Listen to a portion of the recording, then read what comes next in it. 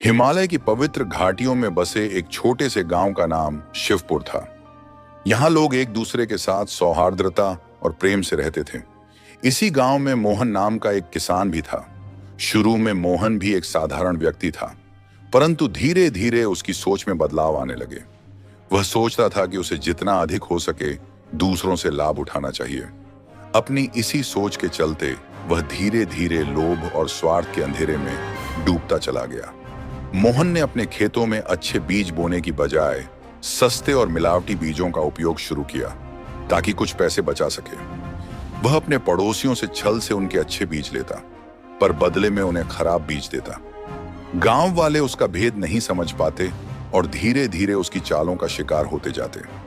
गांव के लोग जब भी उसका सामना करते, वह मीठी बातें कर उन्हें बहला देता। उसे लगता था कि वह हमेशा ऐसे ही लोगों को मूर्ख बनाता रहेगा और कोई उसे नहीं पकड़ेगा।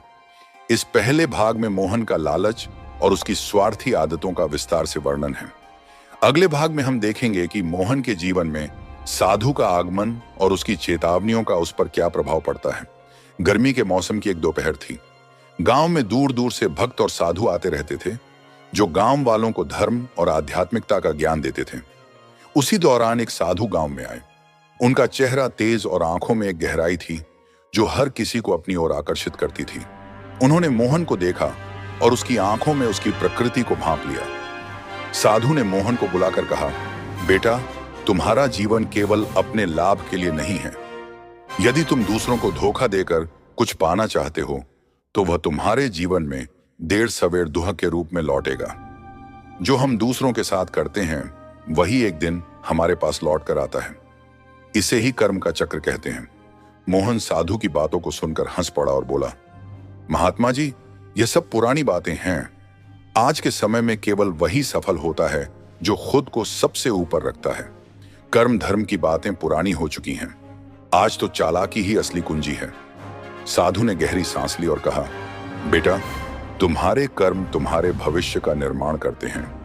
अच्छे कर्मों का फल सुख है, जबकि बुरे कर्म दुख और कष्ट का कारण बनते हैं। तुम्हारे कर्मों का परिणाम तुम्हें इसी जीवन में भुगतना पड़ेगा। मोहन ने साधु की बातों को अनसुना कर दिया और अपने स्वार्थ के जीवन में मग्न रहा। साधु गांव छोड़कर चले गए, परंतु उनकी चेतावनी मोहन के दिल में कहीं न कहीं धुंधली छाप छोड़ गई थी, जिसे उसने जल्द ही भुला दिया। साधु की चेतावनी के कुछ समय बाद मोहन का जीवन अजीब घटनाओं से भरने लगा। उसकी फसलें अचानक बर्बाद होने लगी। जिस खेत में उसने बहुत मेहनत और लालच से लगाए हुए बीजों को बचाने की कोशिश की थी, वहां की मिट्टी धीरे धीरे बंजर हो गई। उसने जितनी बार नई फसलें बोने की कोशिश की, हर बार कुछ न कुछ विपत्ति आ जाती। कभी कीटों का हमला होता, तो कभी मौसम साथ नहीं देता। गांव में धीरे धीरे लोगों को मोहन के झूठ और छल कपट के बारे में पता चलने लगा।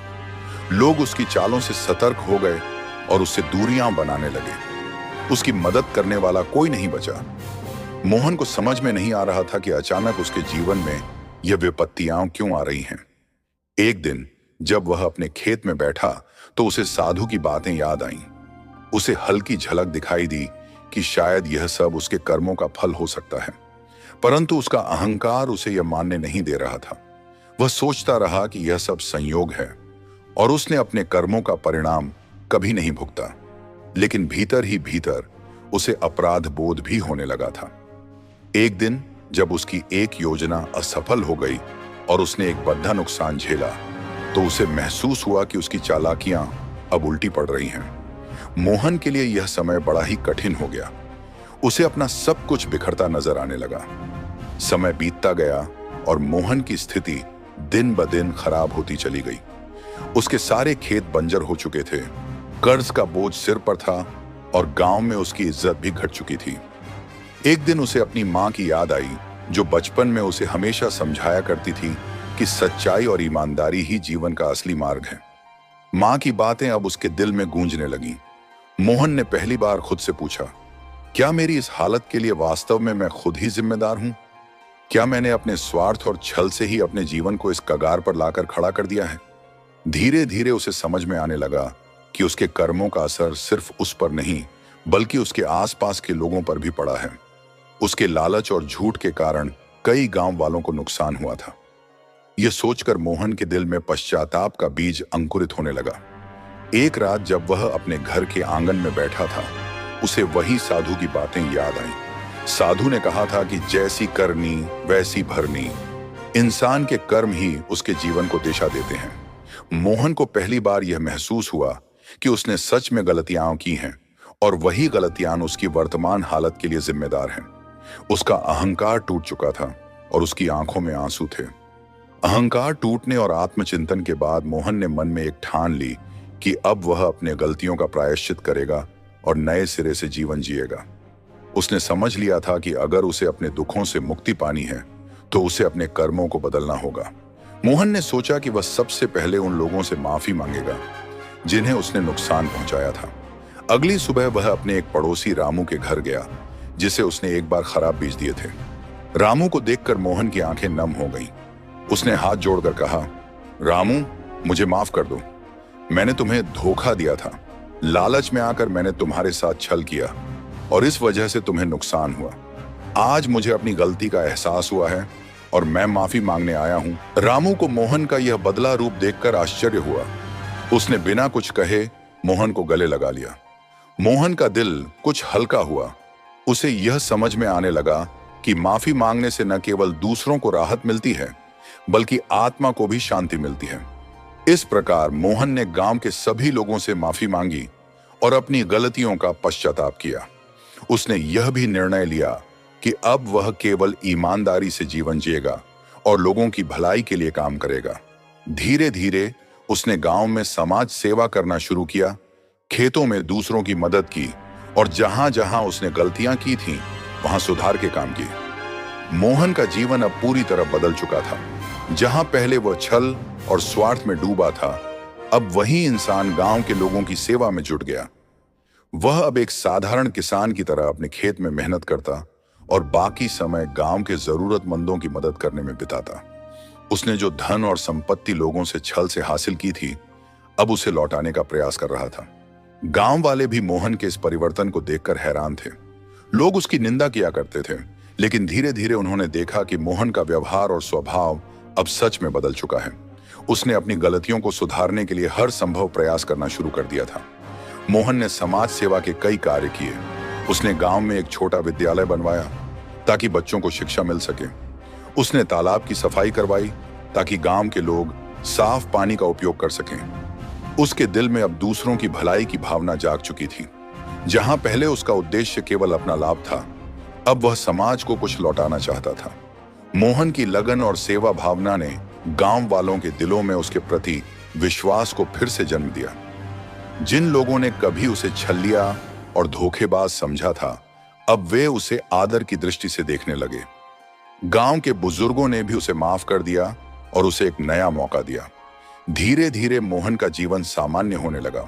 उसके खेतों की उर्वरता वापस आने लगी और उसकी फसलें अच्छी होने लगी। वह अब अपने खेतों में मेहनत से काम करता और अपने परिवार का भरण पोषण करता। उसने समाज के प्रति जो जिम्मेदारी उठाई थी, वह उसे खुशी और संतोष दे रही थी। मोहन को यह समझ में आ गया था कि ईमानदारी और सेवा का मार्ग ही सच्चा सुख देता है। उसने देख लिया था कि जैसी करनी वैसी भरनी का सिद्धांत उसकी जिंदगी में सच साबित हुआ है। अब वह लोगों से यही कहता था, जैसे कर्म करोगे वैसा ही फल मिलेगा। अच्छे कर्मों से ही मन को शांति मिलती है। मोहन का जीवन एक प्रेरणा बन चुका था। जहां पहले लोग उसके स्वार्थ और छल कपट से चिढ़ते थे, अब उसी के बदलते चरित्र और सेवा भावना से प्रभावित हो रहे थे। गांव के दूसरे लोग भी धीरे धीरे यह समझने लगे कि मोहन ने अपने बुरे कर्मों का फल भुगतने के बाद ही सच्चाई की राह पकड़ी है। अब वे भी अपने जीवन में अच्छाई और ईमानदारी के महत्व को समझने लगे थे। मोहन ने अपनी गलतियों से सीखकर जो परिवर्तन किया, वह सिर्फ उसके जीवन में ही नहीं, बल्कि गांव के हर व्यक्ति के जीवन में बदलाव लाने लगा। लोग अब एक दूसरे की मदद करने में रुचि लेने लगे। वे अब समझने लगे थे कि कोई भी बुरा कर्म कभी न कभी लौट कर सामने आता ही है। गांव में अब एक नई ऊर्जा और एकता का संचार हो गया था। गांव के युवाओं ने मोहन की प्रेरणा से कई समाज सेवी गतिविधियां शुरू की। उन्होंने हर महीने गांव में सफाई अभियान चलाया, गांव के तालाब की देखभाल की और गांव के बुजुर्गों की मदद के लिए टीम बनाई। यह देखकर मोहन को अपने परिवर्तन पर गर्व महसूस हुआ।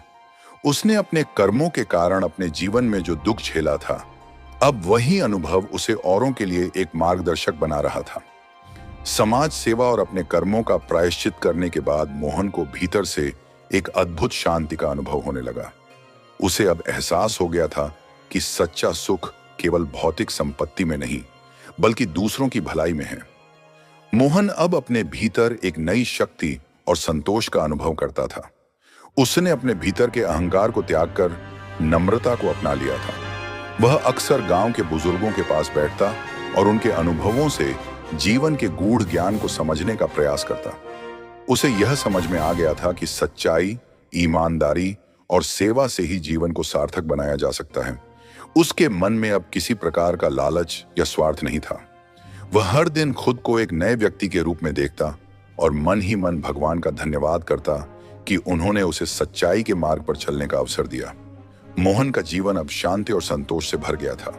उसके अनुभव अब केवल उसके तक ही सीमित नहीं रहे, बल्कि वह दूसरों को भी अपने जीवन से प्रेरणा देने लगा। गांव के लोग उसकी बातों को ध्यान से सुनते और अपने जीवन में लागू करने का प्रयास करते। वह अक्सर लोगों से कहता, हर कर्म का असर होता है, चाहे आज नहीं तो कल हर अच्छे और बुरे कर्म का फल जरूर मिलता है। इसलिए हमेशा अच्छे कर्मों को ही जीवन का आधार बनाओ। समय बीतता गया और मोहन अब वृद्ध हो चला था। उसने अपने जीवन में सब कुछ पाया और खोया, लेकिन अंत में उसे सच्चा सुख और शांति प्राप्त हुई। उसके जाने के बाद भी उसकी बातें और कर्मों की सीख गांव वालों के बीच जीवित रही।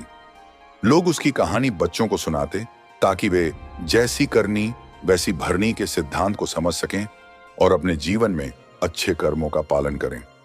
मोहन की कहानी हमें यह सिखाती है कि कर्म का चक्र अवश्य पूरा होता है। जीवन में जो हम दूसरों को देते हैं वही लौटकर हमारे पास आता है।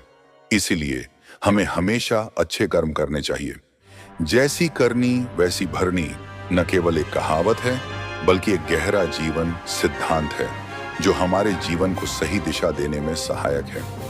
यदि आपको यह कहानी अच्छी लगी हो तो हमारे चैनल को सब्सक्राइब करें, कमेंट बॉक्स में जय श्री कृष्ण लिखना ना भूलें